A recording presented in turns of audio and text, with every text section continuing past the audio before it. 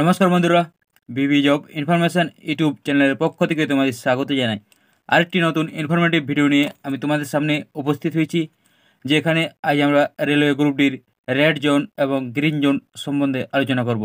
তো তোমাদের অনেকের মনে এখনও প্রশ্ন রয়েছে যে কোনটি সেফ জোন হবে এবং কোনটি ডেঞ্জার জোন হবে, এবং এ বিষয়ে কোনো ডিসিশন নিতে না পারে তোমাদের মধ্যে অনেকেই এখনও ফর্ম ফিল আপই করেনি। তো এই বিষয়ে সম্পূর্ণ তথ্যটি সঠিক এবং জেনুইনভাবে পাওয়ার জন্য তোমরা অবশ্যই ভিডিওটি শেষ পর্যন্ত দেখবে, এবং ভিডিওটি যদি ইনফরমেটিভ মনে হয়ে থাকে অবশ্যই একটি লাইক করে দেবে এবং চ্যানেলটি সাবস্ক্রাইব করে আমাদের পাশে থাকবে।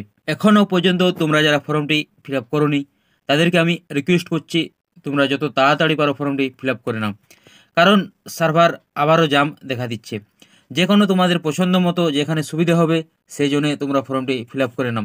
তোমরা হয়তো অনেকে বলবে যে দাদা আমাদের ফর্ম ফিল আপ ডেট আবার 7 দিন এক্সটেন্ড করেছে, তবুও আমি বলছি যে এখন থেকে আবারও সমস্যা দেখা দিয়েছে। কারণ অনেকেই বলছে যে দাদা আমার ফোনে SMS আসছে না, আমার জোনগুলি ঠিকঠাক শো হচ্ছে না, এরকম নানা রকম সমস্যা দেখা দিচ্ছে। তো আমি এটুকুই তোমাদের সাজেস্ট করতে পারি যে তোমরা তাড়াতাড়ি ফর্মটি ফিল আপ করে নাও। এছাড়া দেখো, যারা অলরেডি ফর্ম ফিল আপ করেছে তারা অনেক টেনশনে আছে। তারা বলছে যে আমি ঠিকঠাক জন্য ফর্মটি ফিল আপ করলাম, তো আমি সেভ আছি কি না সে সম্বন্ধে অনেকেই টেনশনে আছে। তো তোমাদের এই সমস্ত প্রশ্নের উত্তর আমি এই ভিডিওর মাধ্যমে দিয়ে দেবো। তো অবশ্যই তোমরা ভিডিওটি শেষ পর্যন্ত দেখবে। কিন্তু সেফ জোন এবং ডেঞ্জার জোন জানার আগে আমাদের প্রিভিয়াস ইয়ারের কাট অফটি দেখতে হবে। তো দেখো, এখানে তোমাদের প্রিভিয়াস ইয়ারের অর্থাৎ 2019 সালে যে গ্রুপটি এক্সাম হয়েছিল সেটির কাট অফ দেওয়া রয়েছে। তো 2019 সালে তোমাদের যে জোনগুলিতে কম কাট অফ গেছিলো সেগুলি হলো ওয়েস্টার্ন রেলওয়ে মুম্বাই, যেখানে 62.67 গেছিলো। সেন্ট্রাল রেলওয়ে মুম্বাই, যেখানে 64.76 গেছিলো। গুয়াহাটি জোন, যেখানে তোমাদের 60.31। এবং এরপর দেখো নিচে তোমাদের আছে ওয়েস্টার্ন সেন্ট্রাল রেলওয়ে জবলপুর, তো এখানে তোমাদের 65.87 গেছিলো। এরপর দেখো নিচে তোমাদের রয়েছে south east central railway Bilaspur, তো এখানে তোমাদের প্রিভিয়াস ইয়ারে কাট অফ গেছিলো 60.16। এবং বাকি যে জোনগুলিতে দেখছো এগুলি তোমাদের মোটামুটি মডারেট, এবং কিছুগুলি জোন আছে যেগুলিতে হাই কাট অফ গেছিলো। কিন্তু এই প্রিভিয়াস ইয়ারের কাট অফ দেখে সেফ জোন বা ডেঞ্জার জোন সম্পর্কে কোনো কিছু বলা যাবে না। কারণ দেখো, তোমরা এরপর বলতে পারো যে প্রিভিয়াস ইয়ারে যে জোনগুলিতে কাট অফ কম গিয়েছিল এবারেও সেগুলিতে কাট অফ কম যাবে, অর্থাৎ সেগুলি হচ্ছে সেফ জোন। এবং যেগুলিতে বেশি গিয়েছিল সেগুলি তোমাদের কাছে হয়তো ডেঞ্জার জোনের মধ্যে পড়ছে। তো আমি তোমাদেরকে বলবো, দেখো সেফ জোন এবং ডেঞ্জার জোন বলে কিছু হয় না, কারণ হয়তো সব জোনে ডেঞ্জার জোন না হয় সব জোনেই সেফ জোন, কিন্তু এর মধ্যেও হয়তো দু একটি জোন আছে যেগুলিতে মোটামুটি তুলনামূলক কম কাট অফ যায়, কিন্তু সেগুলিতে হয়তো অনেকের আবার ল্যাঙ্গুয়েজ প্রবলেম দেখা দিতে পারে। দেখো, তোমাদের চাকরি পাওয়াটা বড় ব্যাপার নাই, সেখানে যাই সঠিকভাবে জব করাটা বড় ব্যাপার। তো আমার 2-3টা ফ্রেন্ডের আমি দেখেছি যারা চেন্নাইয়ে অলরেডি জব পেয়েছিল, কিন্তু পরবর্তীকালে দেখা গেছে যে তারা আবার জবটি ছেড়ে দিয়েছে, কারণ তাদের ল্যাঙ্গুয়েজ প্রবলেম হতেছিল। ওখানে যে আঞ্চলিক ভাষা, ওই ভাষা তারা অ্যাডজাস্ট করতে পারছিল না, তাই তারা সেখান থেকে জব ছেড়ে চলে এসেছে। তাই বলি, শুধু চাকরি পাওয়াটা বড় ব্যাপার নাই, চাকরি করাটা বড় ব্যাপার। তো যেখানে তোমরা সুইটেবল থাকতে পারবে সেই জোনগুলি তোমরা প্রেফার করতে পারো। এরপর দেখো, সেফ জোন এবং ডেঞ্জার জোন সম্পর্কে বলার আগে আরেকটি জিনিস বলা যায়। যদি তোমরা প্রিভিয়াস ইয়ার কাট অফ দেখে বলো যে এটি সেফ জোন, এটি ডেঞ্জার জোন, তাহলে আমি বলবো তোমরা এটা ভুল বলছো। কারণ এখানে আমি দেখো প্রুফ দিয়ে দিচ্ছি। দেখো, 2013 সালে, এই সালটি বাদ দিন, এটা অনেক দিন হয়ে গেল, এটা ছেড়ে দিন। দেখো 2018 সালে, 2018 সালে তোমাদের টোটাল ভ্যাকেন্সি ছিল 62,907টি, এবং তোমাদের এখানে টোটাল ফর্ম ফিল আপ হয়েছিল 1.8 করোড়, এবং সেখানে তোমাদের পার সিট কম্পিটিশান হয়েছিল 300, অর্থাৎ 300টি।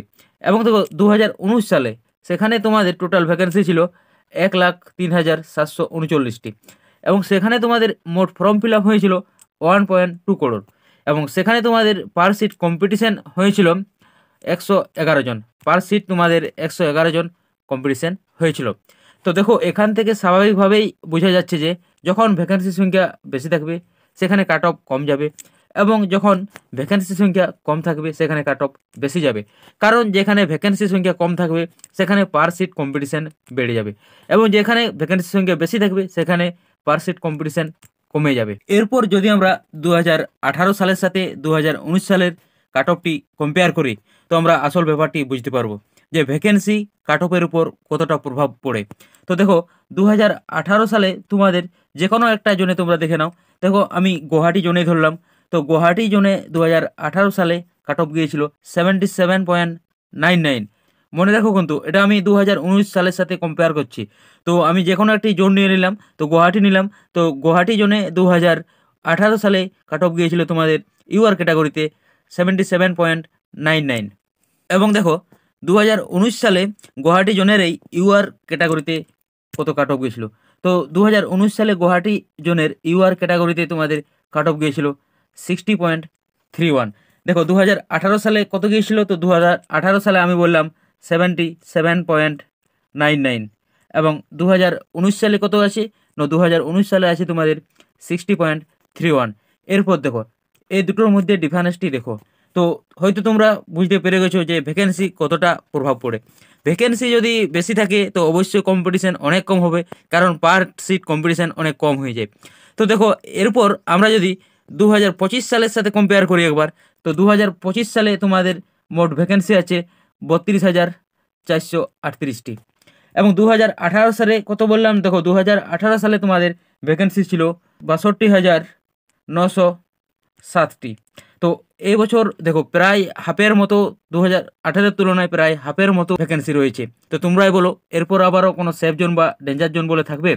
যেখানে তোমাদের 2018 সালে 62,907 জন ছিল, সেখানে তোমাদের কম্পিটিশান কত হয়েছিল না, কম্পিটিশান পার সিট প্রায় 300 জন করে হয়েছিল। এবার এর বছর অর্থাৎ 2025 সালে তোমাদের ভ্যাকেন্সি কমে হয়ে গেছে 32,438টি। তো এরপর তোমরাই বলো পার সিট কম্পিটিশান কেমন হবে সেটা। তো সেই সময় দেখো আমরা গুয়াহাটি জোনের যে কাট অফটি দেখলাম ওখানে 77.99 ছিল। তো এরপর আরও সেফ জোন বলে আর কিছু থাকবে না, কোনো জোনেই সেফ জোন বলে আর থাকবে না। তো হয়তো দু একটি জোনে একটু তফাৎ থাকতে পারে, কিন্তু ওখানে অনেকের প্রবলেম হয়ে যায়। আমি বারবার বলছি, কিন্তু চাকরি পাওয়াটা বড় ব্যাপার নয়, সেখানে গিয়ে চাকরি করাটা বড় ব্যাপার, এটা মাথায় রাখবে।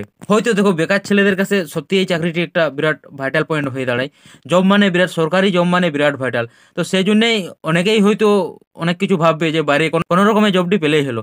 তো আমি বলবো দেখো ভাই একটু ভালো করে পড়াশোনা করো, একটু খেটো, দেখো হয়ে যাবে, তেমন কিছু না। পুজোর হয়তো 5-7 নাম্বারের ডিফারেন্স থাকে, একটু হয়তো 5-7 নাম্বারটাও হয়তো বিরাট ব্যাপার হয়ে যায়, কিন্তু তবু যা পড়ছো তার থেকে একটু ভালো করে খেটো। এখন যদি পরিশ্রম করে একটু পড়ো তো চাকরিটা পরিশ্রম করে আর বাইরে যেয়ে করতে হবে না, অন্তত হোম জোন অথবা ঘরের কাছাকাছি কোনো জায়গায় পেয়ে যাবে। তবু এখন অনেকে সেফ জোন ডেঞ্জার জোন নিয়ে বারবার ইউটিউবে একটার পর একটা ভিডিও দেখছে এবং টাইম পাস করছে। তো সেই জন্য দেখো তোমাদের মধ্যে আমি মোটামুটি একটি লিস্ট তৈরি করেছি। তো এই ডাটাটি দেখো, এই রেড কালারটি হচ্ছে তোমাদের ডেঞ্জার জোন, এবং এই গ্রিনটি হচ্ছে সেফ জোন, এবং এই ইয়েলো কালারটি রয়েছে মডারেট জোনে। তো তোমরা একটু ভিডিওটি পজ করে এগুলি দেখে নেবে। তো আমি এখনও পর্যন্ত বলছি দেখো, আরেকটা ব্যাপার হচ্ছে এখনও পর্যন্ত যেগুলোতে কম্পিটিশান কম আছে, যেমন ধরো ইয়েলো কালারগুলিতে কিংবা গ্রিন কালার যে জোনগুলি রয়েছে সেগুলিতে এখনও পর্যন্ত অনেক পার সিট কম্পিটিশান কম আছে। কিন্তু একটা কথা দেখো ভাই, যারা এখনও ফর্ম ফিল আপ করেনি কিংবা করবে, নানা রকম ভিডিও দেখেই পরে তারা ফর্মটি ফিল আপ করছে, তারা তো দেখে নিচ্ছে যে এই জন্যে কম কম্পিটিশান হচ্ছে, এই জন্য কম ফর্ম ফিল আপ হয়েছে। তো তারা তখন আর রেড জোনে কেন ফর্মটি ফিল আপ করতে যাবে? তারা তো অবশ্যই গ্রিন জোনটিই চয়েস করবে। তো তাই বলছি যে কোনো সেফ জোন বা ডেঞ্জার জোন বলে আর কিছু থাকবে না, মোটামুটি লেভেলে চলে যাবে, হয়তো 2-1 নাম্বারের ডিফারেন্স থাকতে পারে। তোমরা ভালোভাবে পড়াশোনা করো, পরিশ্রম করো, অবশ্যই সাফল্য পাবে, কেন পাবে না? দেখো এখন হয়তো চাকরি পাওয়াটাই বড় ব্যাপার হয়ে যাচ্ছে, কিন্তু চাকরি পাওয়ার পর সবসময় ফ্যামিলির কথা মনে পড়বে, যে ফ্যামিলি নিয়ে সবসময় টেনশন হবে তারা কেমন আছে। যদি চাকরি দূরে হয় এবং যদি কাছাকাছি হয় তো যখন যখন মন তোমরা বাড়ি আসতে পারবে, ফ্যামিলির কোনো প্রবলেম হলে তোমরা যে কোনো দিন আসতে পারবে। আর ট্রান্সফারের যে ব্যাপার, তোমরা অনেকেই বলবে হয়তো আমি ট্রান্সফার নিয়ে নেবো, কিন্তু দেখো 5 বছর না হলে কোনো ট্রান্সফার হবে না, মিনিমাম 5 বছর চাইই, তাছাড়া কোনো ট্রান্সফারই হবে না। তো দেখো ফাইনালি আমি তোমাদের এই কথাটিই বলবো, সেফ জোন এবং ডেঞ্জার জোনের পিছনে পড়ে না থেকে তোমরা ওই টাইমটি পড়াশোনা করো, অবশ্যই সাফল্য হবে। যারা পড়বে তারাই চাকরি পাবে কনফার্ম। ঠিক আছে, এই বিষয়ে আর আমি বেশি কিছু বলছি না। আর দেখো রেলওয়ে গ্রুপ ডি সম্পর্কে যদি কোনো ভিডিও তোমরা দেখতে চাও অবশ্যই নিচের কমেন্ট বক্সে কমেন্ট করবে, কমেন্ট বক্স আমি তোমাদের জন্য খোলা রেখে দিচ্ছি। তো ঠিক আছে বন্ধুরা, ভিডিওটি আমি এখানেই শেষ করলাম। যদি ভিডিওটি ইনফরমেটিভ মনে হয়ে থাকে অবশ্যই একটি লাইক করে দেবে। এছাড়া রাজ্য এবং কেন্দ্র সরকারের সমস্ত রকমের চাকরির আপডেট পেতে হলে অবশ্যই তোমরা চ্যানেলটি সাবস্ক্রাইব করে আমাদের পাশে থাকবে।